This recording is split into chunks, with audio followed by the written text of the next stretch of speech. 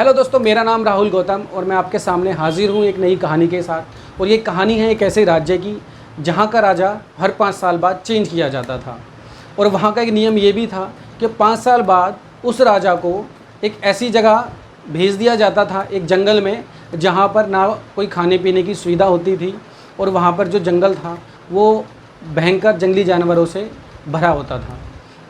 अब एक राजा था जिसको 5 साल कंप्लीट होने वाले थे और उसको भी नए कपड़े पहनाए गए, हाथी पर बिठाया गया, ढोल नगाड़े जो थे वो बजाए गए और उसको जंगल भेज दिया गया। अब उसके साथ ये हुआ होगा, या तो वो भूख से मर गया होगा या फिर किसी जंगली जानवर का शिकार हो गया होगा और उसकी मृत्यु हो गई होगी।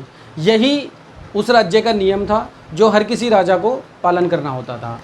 अब राजा को जंगल भेजने के बाद जो वहाँ के मंत्री थे उनको चिंता हुई कि भाई अब राजा कौन बनेगा। पर मंत्रीगण जो थे उनको एक बात पता थी कि इस राज्य में एक बहुत ही काबिल बुद्धिमान व्यक्ति रहता है।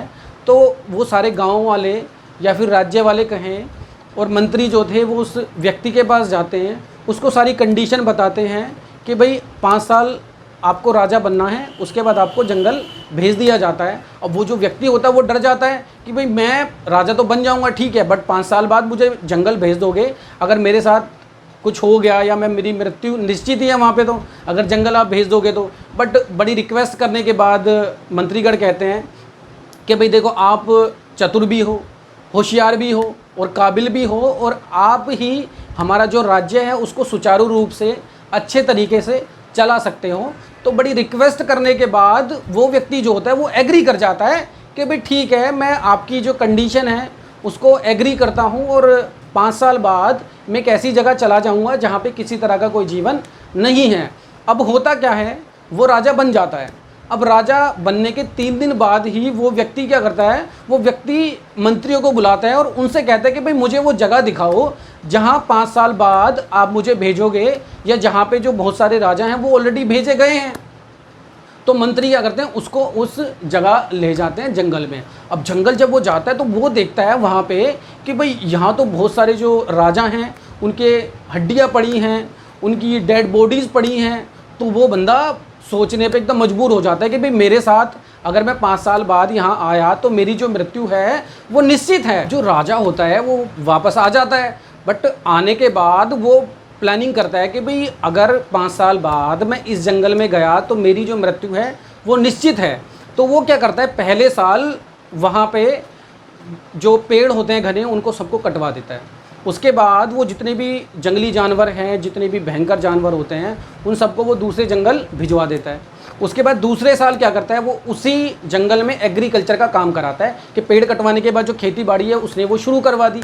अब तीसरे साल क्या हुआ, वहाँ पे लोग जाके बस गए और चौथे साल वहाँ पे जो कॉम्प्लेक्स थे, बिल्डिंग्स थे, वहाँ जो रोड थे वो बनने शुरू हो गए। राजा था उसने उस जंगल में इतना काम किया कि वो जंगल एकदम रहने के लिए अच्छा हो गया। अब जो राजा था, अब उसको पता था कि भाई 5 साल बाद मुझे जंगल तो जाना ही है। तो वो मंत्रीगण से बोला अपने 5 साल कंप्लीट होने के बाद कि भाई मुझे जंगल भेज दो। अब वो जंगल भेजने की जब तैयारियां हुई तो उसको भी नए कपड़े पहनाए गए, हाथी पर बिठाया गया, ढोल नगाड़े बजाए गए। अब मंत्रीगण क्या देखते हैं कि वो राजा मुस्कुरा रहा होता है, बैठ के खुश हो रहा होता है। अब मंत्रीगण जो होते हैं वो सोचते हैं कि भाई जो पहले राजा थे वो भी जंगल भेजे गए, अब वो तो सबके सब उदास रोते हुए एकदम बेकार मन से गए और ये मुस्कुरा क्यों रहा है। तो उन्होंने मंत्रीगण से पूछा, भाई आप राजा खुश क्यों हो रहे। जो राजा था वो बोला कि भाई जब हम इस दुनिया में आते हैं तो हम रोते हुए आते हैं और जो दुनिया है वो हंसती है, और दुनिया में कोई ऐसा काम करो कि जब हम जाएं तो हम मुस्कुराते हुए जाएं। राजा था उसने अपने जीवन को इस तरह बना लिया था कि वो भी खुश खुश जा रहा था अपने जंगल को। अब वो राजा फिर बोला कि जो पहले भी राजा थे उनको भी पता था कि 5 साल बाद उनके ऐसी जगह भेजा जाएगा जहाँ पे उनकी मृत्यु निश्चित है।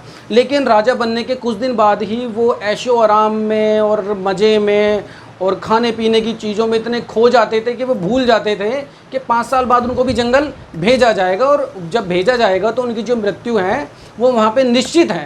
कहा कि मुझे भी 5 साल बाद इस जंगल में भेजा जाएगा, लेकिन मैंने क्या किया, मैंने उन सारी कठिनाइयों को पहले ही ठीक कर लिया और 5 साल पहले ही मैंने प्लानिंग कर ली कि जब मुझे भेजा जाएगा तो मैंने जो सारी मेरी चीज़ें थी यहाँ पे, जो मुझे कठिनाइयाँ झेलनी पड़ती, मैंने वो सारी की सारी ठीक कर ली। उस जगह को ठीक कराया, वहाँ पर घर बनवाए, अपनी सेविंग्स भी की। अब मैं पूरी तरह से हैप्पी हूँ और मैं खुश खुश होकर वहाँ जा रहा हूँ। तो ये कहानी हमें बहुत कुछ सिखाती है कि हमें भी बहुत ज़्यादा समय मिलता है अपनी लाइफ को बेहतर बनाने के लिए। जब आप 18 से लेके 28, 26, 34 साल के होते हैं तो आपके अंदर एक जोश, जुनून, एक एक्साइटमेंट रहती है जो आपको किसी और एज में नहीं रहती है। ये आप इस एज में इतनी मेहनत करो कि आपका जो फ्यूचर है वो सेट हो जाए। अगर आप स्टूडेंट हैं तो आप एकदम लगन से पढ़ाई करें, आप बिजनेसमैन हैं तो पूरी लगन से आप अपना बिजनेस करें, कुछ बिजनेस में नया करें, और अगर आप एक वर्कर हैं तो आप अपने आप को स्किल्ड करें। आप इस जीवन में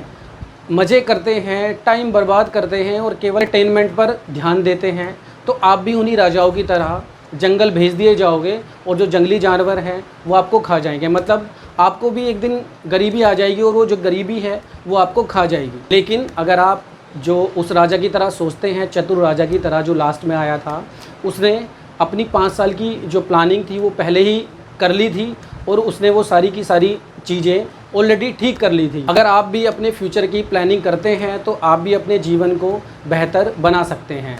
तो मेरा सवाल आपसे ये है कि क्या आप अपने फ्यूचर की प्लानिंग कर रहे हैं या नहीं। ये कहानी आपको कैसी लगी आप कमेंट बॉक्स में बता सकते हैं। लोगों के साथ ये कहानी शेयर करें और हमारे चैनल को सब्सक्राइब करें, लाइक करें, शेयर करें। Thank you so much.